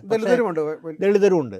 അപ്പോൾ ഒരു തരത്തിൽ അംഗീകരിക്കാൻ പറ്റില്ല, ശരിയല്ല. പക്ഷേ ഒരു മുസ്ലിം ഇഷ്യൂ ആയിട്ട് തന്നെ കാണുന്നത് ശരിയാണോ എന്ന് സംശയമുണ്ട്. അതെ, പക്ഷേ പുനരധിവാസ നടപടികളിലേക്ക് അവർ കടക്കുന്നു. പക്ഷേ യോഗി ആദിത്യനാഥിൻ്റെ ഗവൺമെൻറ് ചെയ്യുന്നത് ഒരു ഐഡിയോളജിയുടെ ഭാഗമാണ്. ആ ഐഡിയോളജി സിദ്ധരാമയ്യക്കില്ല. അത് ആണ്. അതിത് മാത്രമല്ല, ബുൾഡോസർ ഉപയോഗിക്കുന്നത് വളരെ കൃത്യമായിട്ട് ടാർഗറ്റ് ചെയ്തുകൊണ്ട് പൗരത്വത്തെ തന്നെ ചോദ്യം ചെയ്യുന്നതാണ്. ഇവിടെ ഇങ്ങനെയാണെന്ന് എനിക്ക് തോന്നില്ല. കാര്യം സിദ്ധരാമയ്യയുടെയും അവിടുത്തെ പ്രത്യേക മുഖ്യമന്ത്രിക്ക് അങ്ങനെ ഐഡിയോളജി ഇല്ലാത്ത മുഖ്യമന്ത്രിയാണ്. നമുക്കറിയാം, ബാനു മുസ്താഖിനെ വിളിച്ച് രാമായണം എന്താണ് മറ്റേ ദസറയ്ക്ക് കൊണ്ടുപോകുന്ന സമയത്ത് BJP വലിയ മാത്രമല്ല കൺസിസ്റ്റൻ്റായിട്ട് പ്രിയങ്ക ഖാർഗെ പോലൊരു മന്ത്രി മല്ലികാർജ്ജുന മകൻ നിരന്തരമായിട്ട് കേന്ദ്ര സർക്കാരിനെ സംസാരിക്കും. അപ്പോൾ ആ ഒരു സ്വഭാവപരമായിട്ട് തന്നെ അതിൻ്റെ ഒരു പ്രകൃതത്തിൽ തന്നെ അത് വളരെ മതേതരമാണ്, മുസ്ലിം അനുകൂലമാണ്, മുസ്ലിം പക്ഷ നിലപാടെടുക്കുന്നതാണ്, ദളിത് പക്ഷ നിലപാടെടുക്കുന്നതാണ്. സിദ്ധരാമയ്ക്ക് ഒരു ചരിത്രം തന്നെ അങ്ങനെയുണ്ട്. അപ്പോൾ അത് ഒരു തരത്തിലും വിലപോവില്ല. മാത്രമല്ല, കേരളത്തിലെ തന്നെ ഒരു മുസ്ലിം സംഘടനയും ഈ നിലയ്ക്ക് നിരാലംബരും ദരിദ്രം ഒഴിപ്പിക്കരുത് എന്നാണ് പല മുസ്ലിം മതസമുദായ നേതാക്കളും തന്നെ രേഖപ്പെടുത്തിയത്. മതപരമായ വിഷയമല്ല. അത് മുസ്ലിം വളരെ വളരെ എന്താ പറയുക, എൻ്റെ തോന്നലനുസരിച്ച് പറയുകയാണെങ്കിൽ വളരെ പക്വതയോടുകൂടി ഇത് വർഗീയവൽക്കരിക്കുന്ന ബോധത്തോടു കൂടി തന്നെ അതേസമയം പ്രശ്നം ഗൗരവത്തിൽ കൊണ്ടുതന്നെ മുസ്ലിം മതസമുദായ നേതാക്കൾ അത് നമ്മൾ എടുത്തു പറയേണ്ട നിരാലംബരും ദരിദ്രരുമാണ് അവിടെ ഒഴിപ്പിക്കപ്പെടുന്നതും അത് പ്രതിഷേധം അറിയിക്കുന്നുണ്ട്. പക്ഷേ അതിന് മറ്റു സ്വഭാവം കൊടുക്കരുതെന്നും അത് ഗവൺമെൻറ് വേറെയെന്ന് മനസ്സിലാക്കണം. പക്ഷേ ഇത് എന്തുകൊണ്ട് CPM നേതൃത്വം മനസ്സിലാക്കുന്നില്ല എന്നാണ് കാര്യം. അത് ഉണ്ടാക്കുന്ന വലിയ തോതിലുള്ള ഇത് പരിഹരിക്കാൻ വേണ്ടി കോമ്പൻസേറ്റ് ചെയ്യാൻ വേണ്ടിയിട്ടാണ് ആ ഇഷ്യൂ. അതെ, ആ കോമ്പൻസേറ്റിംഗ് പ്രശ്നം എന്താ സംഭവിക്കുന്നത്, ഇത് കൂടുതൽ അന്യവൽക്കരിക്കുന്ന സ്ഥലത്തേക്കാണ് പോകുന്നത്.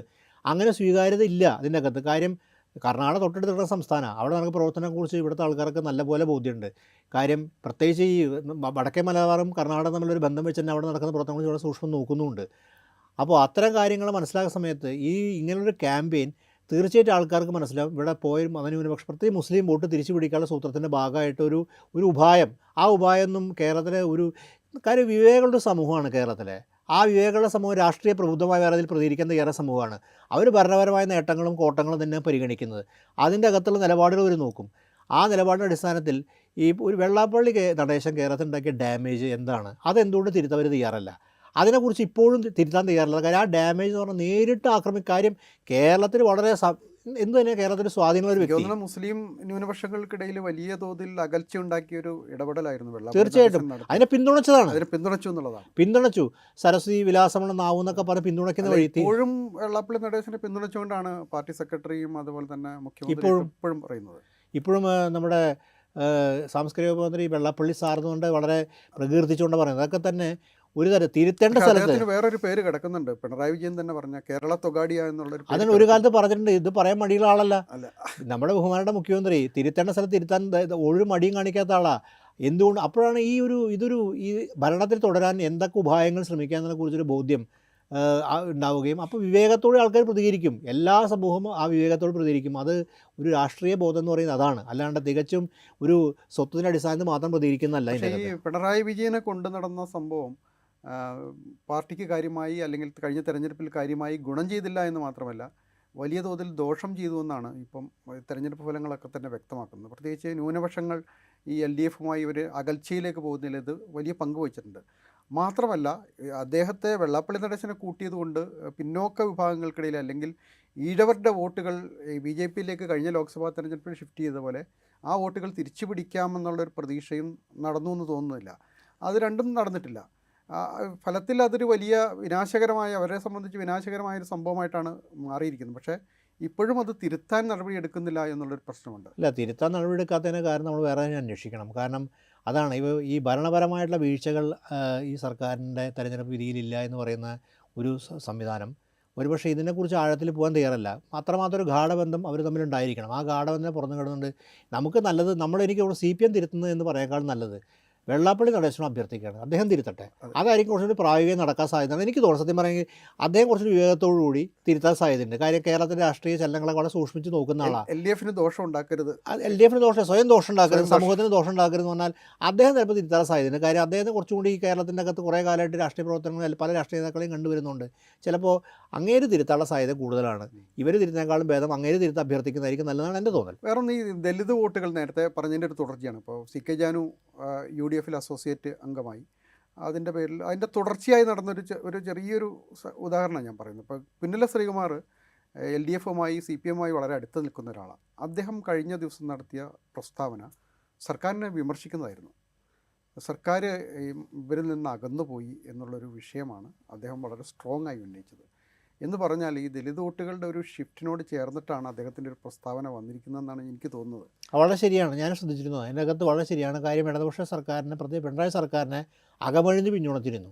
അവർ തൊട്ടുമനെ ആ വിമർശനങ്ങളുണ്ടെങ്കിലും കുറച്ച് ആ വിമർശനം ഉയർത്തിയിട്ടുണ്ട്. പക്ഷേ ഇതോടുകൂടി തെരഞ്ഞെടുപ്പോടുകൂടി ആ ഒരു വിസിബിലിറ്റി വന്നു. ഇതിൻ്റെ അകത്തൊരു ഷിഫ്റ്റ് നടന്നിട്ടുണ്ടെന്നും ഒരു അവഗണന നേരിടുന്നുണ്ടെന്നുള്ള തിരിച്ചറിയുന്നതിൻ്റെ ഭാഗമായിട്ടാണ് ഉണ്ടായിട്ടുള്ളത്. മാത്രമല്ല അതൊരു ഭരണമാറ്റത്തിൻ്റെ സൂചന കൂടിയായി അദ്ദേഹം മനസ്സിലാക്കിയോ എന്ന് കേരളത്തെ പല ആൾക്കാരും മനസ്സിലാക്കുന്നുണ്ട്. ഭരണമാറ്റത്തിൻ്റെ സൂചനയാണെന്നുള്ളത് കേരളത്തെ പല ആൾക്കാരും മനസ്സിലാക്കും. ഭരണമാറ്റത്തിൻ്റെ ഒരു സൂചന ഈ തെരഞ്ഞെടുപ്പ് വിധിക്കകത്തുണ്ട്.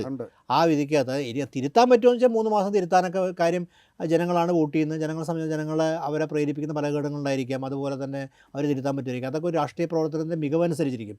പക്ഷേ അങ്ങനെയൊന്നും സംഭവിച്ചിട്ടില്ല എന്ന മൗഢ്യത്തിലാണ് ഇരിക്കണം പോകണമെങ്കിൽ. അത്ര ഒന്നും സംഭവിച്ചില്ല. കേരളത്തിൽ എല്ലാം ഭദ്രമാണ്. ഈ ശുദ്ധ അസംബന്ധം കൃത്യമായി ഉപയോഗിക്കുന്ന പ്രയോഗമാണ്. ശുദ്ധ അസംബന്ധമാണെന്നതിനെ വിലയിരുത്താൻ പോയി കഴിഞ്ഞാൽ അത് തിരിച്ചടിയിലേക്ക് കൂടുതൽ പോകാൻ മറിച്ച് ഇതിനകത്തൊരു പ്രായോഗിക പ്രശ്നമുണ്ട്. കാര്യം എന്തുകൊണ്ടാണ് ഇപ്പോൾ ഈ ഒരു ഭരണമാറ്റത്തെക്കുറിച്ച് സൂചന പറയുന്ന സമയത്ത് കേരളത്തെ സംബന്ധിച്ചിടത്തോളം ഗുണകരമായൊരു ഗവർണൻസാണ് കേരളത്തിലെ പൊതുസമൂഹം പ്രതീക്ഷിക്കുന്നത്. ഇടതുപക്ഷം വന്നാലും UDF വന്നാലും ഗുണപരമായ ഒരു ഇതുള്ളത് ജനകീയമായിട്ട് ജനങ്ങൾക്ക് അനുകൂലമായിട്ടുള്ള ക്ഷേമത്തിനൊക്കെ പ്രാധാന്യം കൊടുക്കുന്നത്. അതുപോലെ വളരെ അക്കൗണ്ടബിളായിട്ടുള്ള ട്രാൻസ്പാരൻ്റ് ആയിട്ടുള്ള ഈ പോലീസിൻ്റെ ദുർഭരണമില്ലാത്ത ഒരു ഭരണ സംവിധാനം, അതുപോലെ ഉദ്യോഗസ്ഥ അഴിമതിയും ഉദ്യോഗസ്ഥ സ്വജനപക്ഷപാതമൊക്കെ ഇല്ലാത്തൊരു സംവിധാനത്തെയാണ് അവൾ പ്രതീക്ഷിക്കുന്നത്. അതിലേക്ക് പോകാൻ സാധിച്ചില്ലെങ്കിൽ ഈ സർക്കാരിനെ കുറിച്ച് വിമർശനങ്ങൾ ഇതെല്ലാം ഉണ്ട്. പക്ഷേ എനിക്ക് തോന്നുന്ന വേറൊരു കാര്യമുണ്ട്. ഇപ്പം ജനുവരി 29 കേരള ബജറ്റ് അവതരിപ്പിക്കുന്നതാണ് പറയുന്നത്. സമ്പൂർണ്ണ ബജറ്റായിരിക്കുമെന്നാണ് ഇപ്പം പത്രങ്ങളുടെയൊക്കെ റിപ്പോർട്ടുകൾ അനുസരിച്ചിട്ട് വന്നത്. ആ ബജറ്റിൽ കുറേ കൂടെ പ്രഖ്യാപനങ്ങൾ വരാൻ സാധ്യതയുണ്ട്. കേരളത്തിൻ്റെ ധനസ്ഥിതിയൊക്കെ കണക്കിലെടുക്കാതെ തന്നെ പുതിയ ക്ഷേമ പ്രഖ്യാപനങ്ങൾ നടത്താൻ സാധ്യതയുണ്ട്. ഇതായിരിക്കാം ഒരുപക്ഷെ ഫെബ്രുവരിയിൽ നടക്കാൻ പോകുന്ന ഈ കേരള യാത്രയിൽ പ്രചരിപ്പിക്കാൻ പോകുന്ന ഈ ക്ഷേമ പ്രവർത്തനങ്ങൾ എന്ന നിലയിൽ കൂടുതൽ ക്ഷേമ പ്രവർത്തനങ്ങൾ പ്രഖ്യാപിച്ചുകൊണ്ടുള്ള ആ ഒരു പ്രഖ്യാപനം പ്രചരിപ്പിക്കുക എന്നുള്ളതായിരിക്കണം ഒരുപക്ഷെ ഈ യാത്രയിൽ സംഭവിക്കാൻ സാധ്യതയുള്ള ഒരു കാര്യം. തീർച്ചയായിട്ടും എനിക്ക് തോന്നുന്നു രാഷ്ട്രീയ വിവേകമുള്ള ഒരു പാർട്ടി അത് തന്നെയായിരിക്കും ചെയ്യുക. കാര്യം വൻകിട വികസന പദ്ധതികൾ കേരളത്തിൽ വീണ്ടും അവതരിപ്പിച്ചുകൊണ്ട് ഒരു വോട്ടും കിട്ടാൻ പോണില്ല.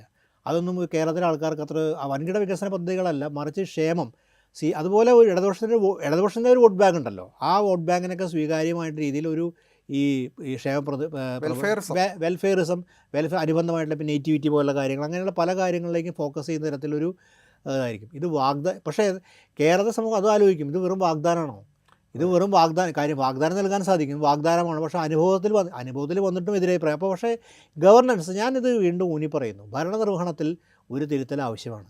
നമുക്കറിയാവുന്ന ഭരണനിർവഹണത്തിൻ്റെ തിരുത്തൽ എന്ന് പറയുന്നത് ജനങ്ങളുമായിട്ടുള്ള സർക്കാരിൻ്റെ, പിണറായി സർക്കാരിൻ്റെ മന്ത്രിമാരുടെ സമീപനത്തിൻ്റെയൊക്കെ ഒരു വലിയ മാറ്റം, അത് സൂചന നൽകുന്നതിനാണ് തിരഞ്ഞെടുപ്പ്. അത് മുഖ്യമന്ത്രി ഉൾപ്പെടെയുള്ളവർ ആ മാറ്റത്ത് കാര്യം അതിനൊരു ആ സൂചന എന്ന് പറഞ്ഞെങ്കിൽ, ഇപ്പോൾ ഉദാഹരണത്തിന് ഒരു പോലീസായി ബന്ധപ്പെട്ടൊരു വിഷയം വരുമ്പോൾ ഈ മനോവീര്യം തകർക്കുന്നതൊന്നും ഒരാൾ സ്വീകരിക്കുന്നില്ല.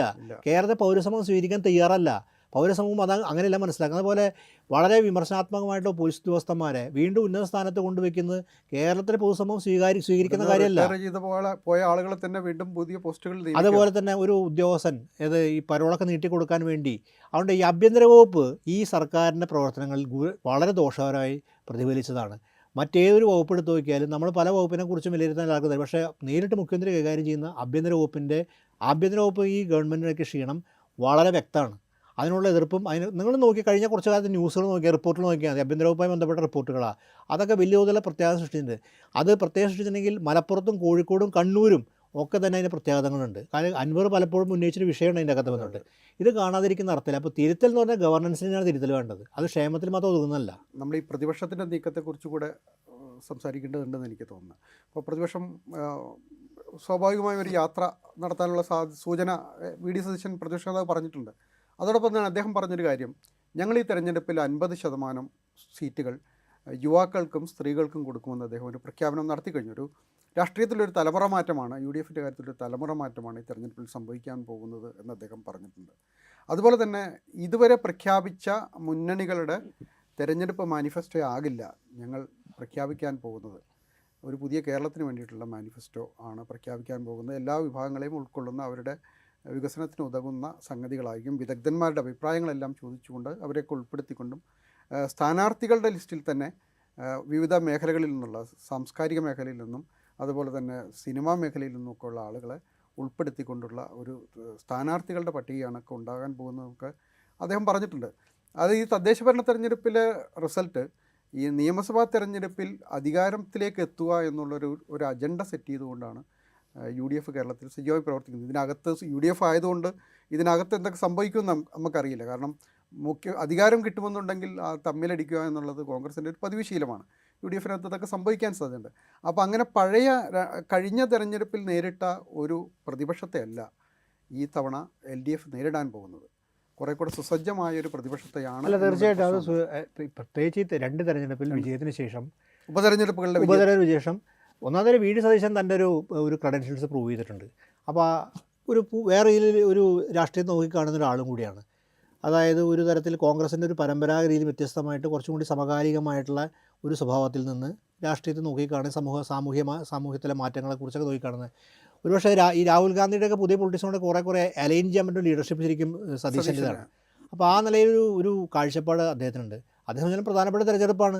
ഈ തെരഞ്ഞെടുപ്പിൽ പോവുകയാണെങ്കിൽ അദ്ദേഹം വനവാസം എന്ന് പറഞ്ഞത് വനവാസം തന്നെയായിരിക്കും. അതോട് കഴിഞ്ഞു. തെരഞ്ഞെടുപ്പിൽ പോയാൽ പിന്നെ പ്രതിപക്ഷ നേതാവായിരുന്നിട്ട് കാര്യമില്ല. പ്രതിപക്ഷ നേതാവിന് കോൺഗ്രസിൻ്റെ കാര്യം തന്നെ വളരെ പരിതാപകരം. അപ്പോൾ വനവാസം തന്നെ കോൺഗ്രസിനോട് വനവാസം, അപ്പോൾ അതിന് പ്രത്യേക കാര്യം. അപ്പോൾ ഇതിൽ തിരിച്ചു വരിക എന്നുള്ളത് തന്നെയാണ് പ്രധാനപ്പെട്ട കാര്യം. അപ്പോൾ അദ്ദേഹത്തിന് ആ വ്യക്തിമുദ്ര പതിപ്പിക്കുന്ന രീതിയിലൊരു മാനിഫെസ്റ്റോ. പക്ഷേ ഈ യുവാക്കൾക്കും സ്ത്രീകൾക്കെല്ലാം തലമുറ മാറ്റം വളരെ പോസിറ്റീവ് കാര്യം. അപ്പോൾ അതൊക്കെ കഴിഞ്ഞ തവണ ഇടതുപക്ഷം ആയാലും കൊണ്ടുവന്നത് എന്നുള്ളത്. അപ്പോൾ ഇനി ഇടതുപക്ഷം കുറച്ച് സ്ത്രീകൾക്ക് കാര്യമായ പങ്കാളിത്തം ഉണ്ടായതില്ല. പക്ഷേ അതിപ്പോൾ നമുക്കറിയാം, തലമുറ മാറ്റം തന്നെ. ഇപ്പോൾ അടുത്ത തെരഞ്ഞെടുപ്പിൽ ഇടതുപക്ഷം വരികയാണെങ്കിൽ തലമുറ മാറ്റത്തിന് അല്ല പ്രാധാന്യം കൊടുക്കുക, നിങ്ങൾ നോക്കിക്കോളൂ, എക്സ്പീരിയൻസിനായിരിക്കും. കാര്യം നമുക്കറിയാം, തലമുറ മാറ്റം എക്സ്പീരിയൻസൊക്കെ പ്രത്യേക കാര്യങ്ങളുണ്ടാകുന്ന കാര്യങ്ങൾ. എന്തായാലും പക്ഷേ UDFനെ സംബന്ധിച്ചിടത്തോളം തലമുറ മാറ്റം എന്ന് പറയുന്നത് പുതിയ ചെറുപ്പക്കാരെ കൊണ്ട് നല്ലൊരു നീക്കമായിരിക്കും. പക്ഷേ അതൊക്കെ എത്രമാത്രം അതിൻ്റെ പഴയ സീനിയർ ലീഡേഴ്സ് എപ്പോഴും നിലനിൽക്കുന്നുണ്ട്. ഇപ്പോൾ ആ സീനിയേഴ്സ് എത്രമാത്രം സ്വീകാര്യമായിരിക്കും അവർക്ക് മനസ്സിലായി. പക്ഷേ ഈ പ്രൊഫഷണൽസിനെയും സിനിമാക്കാരെയൊക്കെ മത്സരിപ്പിക്കുക എന്നൊക്കെ പറഞ്ഞാൽ കേരളത്തിൽ വലിയ സ്വീകാര്യമായിട്ടുള്ള കാര്യം തെറ്റി. അത് LDF പലപ്പോഴും പരീക്ഷിച്ചിട്ടുള്ള പരീക്ഷ പലപ്പോഴും തോറ്റിട്ടുണ്ട്. അതുകൊണ്ട് പോലുള്ള ആളുകൾ തോറ്റ വലിയ മുരളിയെ പോലുള്ള ആളുകൾ. പിന്നെ നമ്മുടെ കേരളത്തിൽ മറ്റു ജില്ലയിലെ സ്വീകാരനായിരുന്നു ശ്രീധരൻ നമ്മുടെ. അതെ, പക്ഷേ ഇലക്ഷൻ മത്സരിച്ചപ്പോൾ അദ്ദേഹം ധൈര്യമായി തോറ്റു. അതുകൊണ്ട് കേരളത്തിൽ അത്തരം കാര്യങ്ങളൊന്നും കേരളത്തിലെ രാഷ്ട്രീയക്കാരായിട്ട് ആൾക്കാർക്ക് അപ്രോച്ചബിൾ ആയിട്ടുള്ള കാര്യം പ്രൊഫഷൻസ് നമുക്കറിയാലോ. തൃശ്ശൂർ ഒരു സിനിമാ താരം ജയിച്ചതിൻ്റെ ബുദ്ധിമുട്ട് തൃശ്ശൂർക്കാർ അനുഭവിക്കേണ്ട കാര്യം സിനിമാ താരങ്ങൾക്ക് അത്ര ആക്സസിബിൾ അല്ല ആൾക്കാരല്ല. രാഷ്ട്രീയക്കാർ നമ്മൾ എന്ത് വിമർശിച്ചാലും അവർ ആക്സസിബിളാണ്. അവർക്ക് കാര്യം പറയാം, അവർക്ക് മനസ്സിലാവും, അവർക്ക് ഇടപഴകാൻ പറ്റും, അവർക്ക് അതിൻ്റേതായ ഒരു എന്താ പറയുക അവരുടെ അതിൻ്റെ ഒരു നൈപുണ്യം എന്ന് പറയുന്ന രാഷ്ട്രീയക്കാർക്കുള്ളൂ. അതുകൊണ്ട് പുതിയ ഫേസ് രാഷ്ട്രീയ പ്രവർത്തകരുണ്ടല്ലോ അവർക്ക്, ചെറുപ്പക്കാരുടെ ഒരുപാട് രാഷ്ട്രീയ പ്രവർത്തകർ. അല്ലാതെ ഈ സിനിമാ താരങ്ങളെയും പ്രൊഫഷണൽസിനെയൊക്കെ രംഗത്തിറക്കുക എന്ന് പറഞ്ഞാൽ അതൊരു ഗുണകാരം. അവരെ സംബന്ധിച്ചിടത്തോളം ഈ പൊതുസമൂഹത്തിൽ തന്നെ ഇറങ്ങി പ്രവർത്തിക്കാത്ത ആൾക്കാരാണ്. അവർക്കൊരു മനുഷ്യനെ സ്പർശിക്കാൻ പോലും മടിയുള്ള ആൾക്കാരാണ്. അപ്പോൾ അങ്ങനെയുള്ള ആൾക്കാരൊക്കെ എത്രമാത്രം വിജയകരമാവുമെന്ന് എനിക്ക് തോന്നുന്നില്ല. UDF നേരത്തെ സുനിൽകുമാർ സൂചിപ്പിച്ച പോലെ ഈ കുറച്ച് കാലമായിട്ട് വിദഗ്ധരായിട്ട് സംസാരിക്കുന്നുണ്ട്. ഈ പല സ്ഥലങ്ങളിലും ആ മേഖലയിലെ ആൾക്കാരായിട്ട് സംസാരിച്ചൊക്കെ തയ്യാറാക്കുന്നുണ്ട്, അങ്ങനെ കാണുന്നുണ്ട്. അതൊക്കെ എത്രമാത്രം ഫലപ്രദമാവുമെന്ന് എനിക്കറിയില്ല. കാര്യം കേരളത്തിൻ്റെ ഒരു രാഷ്ട്രീയ ഒരു ഇതുണ്ടല്ലോ, കേരളത്തിൽ പലതരം അധികാര ബലകേന്ദ്രങ്ങൾ നിൽക്കുന്നുണ്ട്, സാമുദായിക ബലകേന്ദ്രങ്ങൾ നിൽക്കുന്നുണ്ട്. ഇതിൻ്റെ കത്ത് വേണ്ടതൊക്കെ എനിക്ക് തോന്നുന്നു കഴിഞ്ഞ തെരഞ്ഞെടുപ്പിൽ തന്നെ അങ്ങനെ ചെയ്തിരുന്നതാണ്. ഈ ശശി തരൂരിൻ്റെ നേതൃത്വത്തിൽ ഒരു ജനകീയ സദസ്സുകളൊക്കെ വിളിച്ചു ചേർത്തിട്ട് അഭിപ്രായങ്ങൾ സമാഹരിക്കുക ചെയ്തൊരു സംഭവം ഉണ്ടായിരുന്നു. പക്ഷേ അതൊക്കെ ഉണ്ടാകുമ്പോൾ തന്നെ ഒരുപക്ഷെ ഇതിൻ്റെ അകത്ത് പലതരത്തിലുള്ള കോൺഗ്രസിൻ്റെ കോൺഗ്രസ് ലിമിറ്റേഷൻസ് പലതുള്ളതാണ്. അപ്പോൾ അതിനകത്ത് നല്ല കാര്യങ്ങൾ ചെയ്യാൻ പറ്റുമെങ്കിൽ, പക്ഷേ അതിനൊപ്പം തന്നെ കേരളത്തിൻ്റെ അകത്ത് ഒരു പിന്നെ ഇതിനകത്ത് ഒരു കാര്യം കോൺഗ്രസ് ഉറപ്പായി വിശ്വസിക്കുന്ന കാര്യം, ലീഗ് അതിൻ്റെ എന്താ പറയുക ശക്തി തെളിയിച്ചിട്ടുണ്ട്. അത് വിശ്വാസപൂർവ്വം എടുക്കാവുന്നതുകൊണ്ട് അതാണ് ഇടതുപക്ഷത്തിനും ഒരു ഇതായുള്ള കാര്യം. ആ കോൺഗ്രസ്സിന് ഇനി കോൺഗ്രസ് അതിൻ്റെ ശക്തി തെളിയിക്കേണ്ട ആവശ്യമുള്ളൂ. അത് തെക്ക് ഭാഗത്ത്, പ്രത്യേകിച്ച് അങ്ങോട്ടുള്ള ഭാഗത്ത് തെക്ക് ഭാഗത്ത് സതീശനും എനിക്ക് സ്വാധീനം ഉണ്ടാക്കിയിട്ടുണ്ട്. പ്രശ്നം കോൺഗ്രസിനും അതുപോലെ തന്നെ CPM-നും ഒരുപോലെ നേരിടേണ്ട ഒരു വെല്ലുവിളി തിരുവനന്തപുരത്തെങ്കിലും BJP-യുടെ വെല്ലുവിളിയാണ്. കാരണം തിരുവനന്തപുരത്ത് BJP മേയർ വന്നിട്ടുണ്ട്. അത് തിരുവനന്തപുരം ജില്ലയിലെ മണ്ഡലങ്ങളിലെങ്കിലും അതിനെ രണ്ടു കൂട്ടരും ഒരുപോലെ നേരിടേണ്ടി വരും. അത് കേരളത്തിൽ എല്ലായിടത്തും ഉണ്ടാകുമെന്നൊന്നും പറയാൻ പറ്റില്ല. അല്ല, തിരുവനന്തപുരം, തൃശ്ശൂർ, പത്തനംതിട്ട ജില്ലകളിലൊക്കെ BJP പ്രത്യേകിച്ച് സംഘപരിവാർ സംഘടനകളൊക്കെ സജീവം പ്രവർത്തിക്കും. പക്ഷേ തൃശ്ശൂർ സുരേഷ് ഗോപി ഉണ്ടാക്കിയൊരു വലിയ ഒരു നെഗറ്റീവ് എഫക്റ്റാണ് ഉണ്ടാക്കിയത്. എനിക്കൂടെ BJP തിരിച്ചറിയുന്നുണ്ട്. അതുകൊണ്ട് തൃശ്ശൂരൊക്കെ എത്രമാത്രം അത് പ്രതിഫലിക്കുന്ന അറിയില്ല. പക്ഷേ തിരുവനന്തപുരത്ത് VV രാജേഷ് ഒരു രാഷ്ട്രീയക്കാരനാണ്. രാഷ്ട്രീയക്കാരൻ രീതിയിൽ അറിയുന്ന ആളാണ്, ആക്സിബിളായിട്ടുള്ള ആളാണ്. ഒരുപക്ഷെ സുരേഷ് ഗോപിയെ പോലെ ആയിരിക്കില്ല സമൂഹത്തിൽ ഇടപെടാൻ സാധ്യത. അതുകൊണ്ട് അവിടെയൊക്കെ അയാൾക്ക് പ്രവർത്തകനായിട്ട് വന്ന ഒരാളാണ്. അതെ, അത് ആവർത്തി പറയുന്നുണ്ട് തൻ്റെ ഞാൻ അത്ര സംഖ്യയല്ല എന്ന് പറയാൻ വേണ്ടിയിട്ടാണ്. അപ്പം അങ്ങനെ അതിൻ്റെയൊക്കെ ഒരു ഇത് കാണുമായിരിക്കും. ഇനി അവരും ഒരു യാത്ര നടത്തുന്നുണ്ട്. പക്ഷേ രാജീവ് ചന്ദ്രശേഖരൻ്റെ കമ്മ്യൂണിക്കേഷൻ അത്ര എഫക്റ്റീവാണെന്ന് എനിക്ക് തോന്നില്ല. അദ്ദേഹത്തിന് ഇപ്പോഴും കേരളത്തെ കമ്മ്യൂണിക്കേറ്റ് ചെയ്യാൻ പറ്റുന്നില്ല. പക്ഷേ അവരെ സംബന്ധിച്ചോളം എന്താ പറയുക, ഈ തിരുവനന്തപുരത്ത് വലിയൊരു മാറ്റം കൊണ്ടിപ്പോൾ നരേന്ദ്രമോദി കൊടുക്കുന്ന പിന്തുണയൊക്കെ ചിലപ്പോൾ തിരുവനന്തപുരത്ത് ഒരു പ്രതിഫലം ഉണ്ടാക്കാൻ സാധ്യതയുണ്ട്. ഇപ്പോൾ നരേന്ദ്രമോദി വരുന്നുണ്ടല്ലോ, തിരുവനന്തപുരത്ത് പദ്ധതികൾ പ്രഖ്യാപിക്കുകയും അത് തിരുവനന്തപുരം ചില മണ്ഡലങ്ങളിലൊക്കെ വലിയ സ്വാധീനം സൃഷ്ടിക്കാനും ഒക്കെ സഹായിക്കും. ഈ പ്രശാന്തുമായിട്ട് ശ്രീലേഖയുടെ തർക്കം തന്നെ ഒരു ഭാവിയിലേക്കുള്ള തർക്കമാണോ എന്ന് നമ്മൾ സംശയിക്കും. ശ്രീലേഖ ഈ കൗൺസിൽ എന്തായാലും മേയറായില്ല, ഇനി അടുത്ത ഘട്ടത്തിലേക്ക് ആലോചിക്കാനുള്ള ഒരു നീക്കമാണോ എന്നുള്ള കൂടി സംശയിക്കേണ്ടി വരും. കാരണം അത് UDF-ന്റെ റോള് കുറച്ച് കൊണ്ടുവരിക എന്നുള്ളൊരു സംഗതി കൂടെ അതാണ് ശബരിനാഥന്റെ ഇടപെടൽ വളരെ കൃത്യമായിരുന്നു കാര്യൻ്റെ കത്ത്. ശബരിനാഥ് BJP-ക്ക് വേണ്ടി സംസാരിക്കരുത്, കാര്യം അവിടെ കോൺഗ്രസ് സ്പേസ് അത് ഉണ്ടാക്കുകയാണ് ചെയ്തത്. കാര്യം എനിക്ക് തോന്നുന്നു എന്താ പറയുക, ശ്രീലേഖ ഒരുപക്ഷെ കുറച്ചും കൂടി എന്തായാലും മേയറാൻ പറ്റില്ല, കുറച്ചും കൂടി ദൂരത്തേക്ക് രാഷ്ട്രീയം കാണുന്നതുകൊണ്ടാണ് ആ ഒരു കാര്യം വട്ടിയൂർക്കാവ് ആ ശാസ്ത്രമംഗല പ്രദേശത്തൊക്കെ ഒരു വലിയ സ്വാധീനം ഉണ്ടാക്കുക എന്ന് പറയുന്നത് BJP-ക്ക് ഒരുപക്ഷെ ഈ നരേന്ദ്രമോദി വരുന്നതോടി അത്തരം സാഹചര്യം തുറക്കുന്നുണ്ട്. അപ്പോൾ ഒരു ദീർഘരാഷ്ട്രീയത്തിൻ്റെ അകത്ത് കാണാൻ പറ്റുമെന്ന് എനിക്ക് തോന്നുന്നു. നമ്മൾ പറഞ്ഞു വന്നൊരു സംഗതി എന്ന് വെച്ചാൽ ഈ LDF-ന് അല്ലെങ്കിൽ അതിന് നേതൃത്വം നൽകുന്ന CPM-ന് നേരിടേണ്ടി വരുന്നത് കഴിഞ്ഞ 2 തെരഞ്ഞെടുപ്പുകൾ പോലെയല്ല. ഒന്ന് കുറേ കൂടെ ഓർഗനൈസ്ഡായ ഒരു UDF-നെ നേരിടേണ്ടി വരുന്നു. അതിനൊരു പ്രതിപക്ഷ നേതാവ് എന്ന് പറയുന്ന ഒരു നേതൃത്വമുണ്ട്. യുവാക്കളുടേതായൊരു പുതിയ തലമുറ എന്ന് പറയാവുന്ന ആളുകൾ സജീവമായിട്ടുണ്ട്. മറുവശത്ത് ചില പ്രദേശങ്ങളിലെങ്കിലും, തിരുവനന്തപുരം ഉൾപ്പെടെയുള്ള ചില പ്രദേശങ്ങളിലും എങ്കിലും BJP വലിയൊരു കാര്യം പറഞ്ഞു. പക്ഷേ ഇതൊക്കെ തന്നെ പറയുമ്പോഴും BJP തിരുവനന്തപുരത്ത് ഇങ്ങനെ വന്നാലും വോട്ട് ശതമാനത്തിൽ കുത്തനെ താഴേക്ക് പോയി. അതായത് അവരെ കിട്ടുന്ന ത്രഷോൾഡ് വോട്ട്, ആ ത്രഷോൾഡ് വോട്ട് തന്നെ നിൽക്കുകയാണ്. അത് പഴയ ഇതിൽ കോൺഗ്രസിലേക്ക് പോയി. അതായത് കോൺഗ്രസിൽ നിന്ന് പണ്ട് BJP-ക്ക് പോയിരുന്ന വോട്ട് തൃശ്ശൂരൊക്കെ പ്രകടമാണ്. തിരിച്ച് കോൺഗ്രസ് തിരിച്ചു പിടിക്കാൻ പറ്റിയിട്ടുണ്ട്. അതിൽ ക്രൈസ്തവ വോട്ട് ഉൾപ്പെടെ തിരിച്ചു പിടിക്കാൻ പറ്റിയിട്ടുണ്ട്. അങ്ങനെ പോസിറ്റീവ് സ്റ്റെപ്പ് കോൺഗ്രസ് നടത്തിയിട്ടുണ്ട്. അപ്പോൾ അത് നിലനിർത്താൻ സാധ്യത കൂടുതലും ഈ നിയമസഭയാകുമ്പോൾ വിന്നബിലിറ്റി ഫാക്ടർ കൂടി വരുന്ന സമയത്ത് കോൺഗ്രസിന് ഗുണം ചെയ്യും. അതുകൊണ്ട് അല്ല, BJP എന്തായാലും LDF ഈ രണ്ട് ശക്തികളെയും നേരിടേണ്ടി വരും എന്നുള്ള ഒരു പ്രശ്നമുണ്ട്. അപ്പോൾ ഈ കേരള യാത്രയും അതിനെ തുടർന്നുള്ള LDFൻ്റെയും CPM-ൻ്റെയൊക്കെ പ്രവർത്തനങ്ങളും ഈ രണ്ട് ശക്തികളെയും ഓരോ തരത്തിൽ നേരിടുന്ന തരത്തിൽ, പ്രത്യേകിച്ച് UDF-നെ നേരിടുക, അതുപോലെ തന്നെ ഇവരെയും ചില പ്രദേശങ്ങളിലെങ്കിലും നേരിട്ട് അവരെ മറികടന്ന് വീണ്ടും അധികാരത്തിലേക്ക് എത്തുക എന്നുള്ളതാണ് അവരുടെ മുന്നിലുള്ള വലിയൊരു ചാലഞ്ചാണ്. കേന്ദ്ര ഗവൺമെൻറ്റിനെതിരെയുള്ള സമരം പ്രഖ്യാപിക്കുന്നത് എന്നുള്ളത് ആ ഒരു പ്ലാറ്റ്ഫോമിലേക്ക് വീണ്ടും വരാനാണ്. പ്രത്യേകിച്ച് കേന്ദ്ര സർക്കാരുമായി ഒത്തുതീർപ്പുണ്ടാക്കുന്നു. ഇപ്പോൾ PM ശ്രീ പോലുള്ള പദ്ധതികളിൽ ഒത്തുതീർപ്പുണ്ടാക്കി അത് മാറ്റാന്നുള്ള വലിയ പ്രധാനപ്പെട്ട മറികടക്കുക എന്നുള്ളൊരു പ്രശ്നമുണ്ട്. ആ പ്രതിച്ഛായ മാച്ചുകളയാന്നുള്ളൊരു സംഗതിയുണ്ട്. അപ്പോൾ അത്തരം ചില ലക്ഷ്യങ്ങൾ കൂടെ ഇതിലുണ്ട്. എന്തായാലും എത്രമാത്രം ഇത് എഫക്റ്റീവായി ഒരു പിണറായി 3 എന്ന് പറയുന്ന അവരുടെ ലക്ഷ്യം സാധ്യമാകുമെന്നുള്ളൊരു പ്രശ്നമാണ് ഈ തെരഞ്ഞെടുപ്പിൽ CPM-ഉം LDF-ഉം നേരിടാൻ പോകുന്നത്. എന്തായാലും നമുക്കതിൻ്റെ സാധ്യതകൾ നമുക്കങ്ങനെ എഴുത്തള്ളാൻ കഴിയുമെന്ന് എനിക്ക് തോന്നുന്നില്ല. പിന്നെ ഒരു കാര്യം കൂടി പറഞ്ഞില്ല, CPM ലീഡർഷിപ്പിൻ്റെ അകത്ത് തന്നെ നമ്മൾ ഗോവിന്ദമാഷ് സെക്രട്ടറി ഉണ്ട്, പിണറായി 3-0 പറഞ്ഞത്. പക്ഷേ CPM-ൻ്റെ അകത്ത് മറ്റ് ലീഡർഷിപ്പ്, അതായത് പിണറായിയുടെ ഒരു പുതിയ ഇപ്പോൾ ഉദാഹരണം BSR സമയത്ത് പിണറായി ഉണ്ടായിരുന്നു, എല്ലാ കാലത്തും പല ലീഡർഷിപ്പ് ഉണ്ടായിരുന്നു. ഇന്ന് അങ്ങനെ ലീഡർഷിപ്പ്, അതായത് നാളെ മുഖ്യമന്ത്രി മാറുകയാണെങ്കിൽ മറ്റൊരാൾ എന്തെങ്കിലും കാരണവശാൽ മാറുകയാണെങ്കിൽ അദ്ദേഹത്തിന് ആരോഗ്യ പ്രശ്നങ്ങൾ എന്തെങ്കിലും അങ്ങനെ ഉണ്ടാവാതിരിക്കട്ടെ, എന്താ കാര്യം മാറുകയാണെങ്കിൽ ആരായിരിക്കുന്ന ലീഡർഷിപ്പിനെ കുറിച്ചൊരു വലിയ വീക്കം നിൽക്കുന്നുണ്ട്. കോൺഗ്രസിന് ആ പ്രശ്നമില്ല. അതുകൊണ്ട് CPM-ൻ്റെ സ്ട്രാറ്റജി, അതായത് ഒരു വ്യക്തി കേന്ദ്രീകൃതമായ രാഷ്ട്രീയ CPM-നെ അപകടം ചെയ്തു എന്നും കൂടി അഭിപ്രായമുണ്ട്. കാര്യം അത് ഗവർണൻസിനോ CPM-ൻ്റെ പൊളിറ്റിക്സിനോ ചേർന്നല്ല. അതുകൊണ്ട് ഇടതുപക്ഷ രാഷ്ട്രീയം വ്യക്തിയെ കേന്ദ്രീകരിച്ചുള്ളതല്ല, ഒരു സുപ്രീമോ അതിൻ്റെ അകത്തില്ല. അതുകൊണ്ട് മറ്റ് ലീഡേഴ്സ് അതിന് ഒരു പുതിയ രീതിയിൽ കൊണ്ടുപോകാൻ പറ്റുന്ന ലീഡേഴ്സ് ഇല്ല എന്നൊരു തോന്നൽ. ഉദാഹരണം അദ്ദേഹം നമ്മുടെ ബഹുമാന മുഖ്യമന്ത്രി സ്വമേധയാ തോന്നി മാറുകയാണ്. കാര്യം 2 ടൈമായി അദ്ദേഹം തന്നെ പറഞ്ഞു 2 ടൈം എനിക്കുള്ളൂ. ഞാൻ മുമ്പ് ഒരു തെരഞ്ഞെടുപ്പിൻ്റെ സമയത്ത് പറഞ്ഞിരുന്നു, അദ്ദേഹം സ്വയം മാറാൻ തീരുമാനിക്കുക, അല്ലെങ്കിൽ ആ തീരുമാനം അദ്ദേഹത്തിന് നടപ്പാക്കാൻ തീരുമാനിക്കണമെങ്കിൽ പകരം ആരെന്നുള്ള ക്രൂഷ്യൽ ക്വസ്റ്റ്യൻ, ആ പകരം ആരെന്നുള്ളത് ഇപ്പോഴും അതന്നെ മതി CPM സംബന്ധിച്ച ഒരു പ്രതിസന്ധിയിലേക്ക് പെടാൻ. അപ്പോൾ ഇത്തരം കാര്യം CPM അങ്ങനെ മറ്റു ലീഡർഷിപ്പിനെ കൊണ്ടുവന്നില്ല. അല്ലെങ്കിൽ അത് പോസിറ്റീവായി മാറേണ്ടതാണ്. മുഖ്യമന്ത്രി സ്ഥാനത്ത് നിന്ന് അതെ, അത് വളരെ പോസിറ്റീവ് ആണ്. പക്ഷെ അങ്ങനെ ഞാൻ പാർട്ടിയെ ഈ തെരഞ്ഞെടുപ്പിൽ വിജയിപ്പിക്കാൻ വേണ്ടി ശ്രമിക്കും എന്ന് പറഞ്ഞു. അങ്ങനെ അദ്ദേഹം തന്നെ പറഞ്ഞിട്ടുണ്ട്, ഞാൻ 2 തവണയാണ് 2 ടൈം എനിക്ക് ബാധകമാണല്ലോ എന്ന് ഒരു പത്രസമ്മേളനം കൃത്യമായി പറഞ്ഞിട്ടാണ്. അതുകൊണ്ട് പുതിയപ്പോൾ എന്താ പറയുക, അവർക്ക് കൊണ്ടുവരാവുന്ന ലീഡർഷിപ്പൊക്കെ ഉണ്ടല്ലോ, അവരെ സംബന്ധിച്ചുള്ള കണ്ണൂരിൽ നിന്നൊക്കെ അവർക്ക് ലീഡർഷിപ്പ് ഉള്ളതാണ്. അതുപോലെ ടീച്ചറുണ്ട്. അപ്പോൾ പക്ഷേ ഇതൊന്നും ഇവിടുത്തെ തോൽവി, വടകരയിലെ തോൽവി, അതെ, ടീച്ചർ മാർജിനലൈസ് ചെയ്യപ്പെട്ടു പോയി. അപ്പോൾ പക്ഷേ അങ്ങനെ ലീഡർഷിപ്പ് ഇല്ല എന്നുള്ള CPM വലിയ. അതുകൊണ്ട് നമ്മളെ സംബന്ധിച്ചുള്ള ഈ കേരള യാത്ര ഏതൊക്കെ പുതിയ ലീഡേഴ്സിനെ കൂടി കാണിച്ചു തരും എന്നുള്ള കൂടി സൂചനയാണ്. അത് പിണറായിക്കൊപ്പം തന്നെ നിൽക്കാവുന്ന ഏതൊക്കെ ഗോവിന്ദമാഷ അല്ലാതെ ഏതൊക്കെ ലീഡർഷിപ്പ് ഉണ്ടായിരിക്കും, ആരൊക്കെയാണ് ഇനി മുമ്പിലേക്ക് വരാൻ പോകുന്നതും കൂടി കാണുന്ന യാത്രയായിരിക്കും എന്നാണ് എനിക്ക് തോന്നുന്നത്. തീർച്ചയായിട്ടും CPM അല്ലെങ്കിൽ LDF നടത്താൻ പോകുന്ന ഈ കേരള യാത്ര അടുത്ത തെരഞ്ഞെടുപ്പിൽ വീണ്ടും അധികാരത്തിൽ വരിക എന്നുള്ള ലക്ഷ്യം വെച്ചിട്ടാണ്. ആ ലക്ഷ്യം എത്രമാത്രം സാധ്യമാക്കാൻ കഴിയുമെന്നുള്ളത് നേരത്തെ ചൂണ്ടിക്കാട്ടിയ പോലെ പലതരം വെല്ലുവിളികൾ, ഒരുപക്ഷെ കഴിഞ്ഞ 2 തെരഞ്ഞെടുപ്പുകളില്ലാത്ത വെല്ലുവിളികളെ അതിജീവിച്ചുകൊണ്ട് അതിനെ മറികടന്നിട്ട് വേണം LDF-ന് അടുത്ത തെരഞ്ഞെടുപ്പിൽ വിജയം നേടാൻ.